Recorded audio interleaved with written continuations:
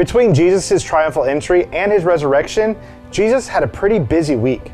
If you read Matthew's account, he spent most of that time picking away at the religious leaders. And by picking away, I mean a jackhammer at the heart of their legalism. In Matthew 23, he gives 7 woes to the religious leader. I'd take some time to read through them sometime to hear them on your own. But let me tell you my experience.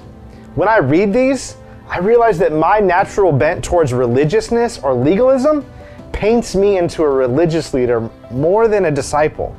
In fact, if I'm not paying attention, I can easily fall into the same attitudes and practices of the Pharisees. Now, I'm quick to judge someone. Whether sin or theology, I question salvation when I really have no say in the matter, and I speak in places I should just be quiet. I often neglect justice, but comfort myself by saying, but I give to the church and to missions. I present myself too often as someone that has it all together and fail in humility and gospel awareness when I should. During Lent, we prepare for the death and resurrection of Jesus, and we live in the tension of the Christian life.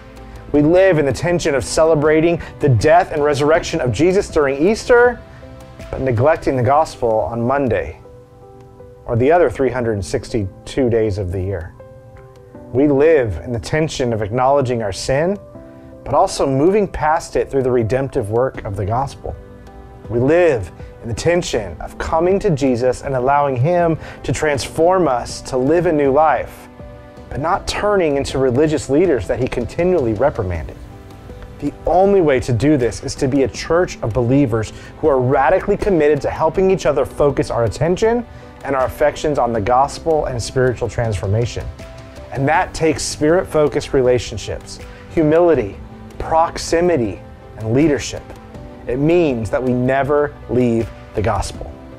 So today, sit down and read those 7 woes that Jesus made to the religious leaders. Ponder how close you come to some of the same thoughts and convictions that Jesus deemed snake-like. Think about how often we fall into judgmentalism, elitism, and legalism. And then think about how Jesus was willing to go to a cross to remove those idols from your heart.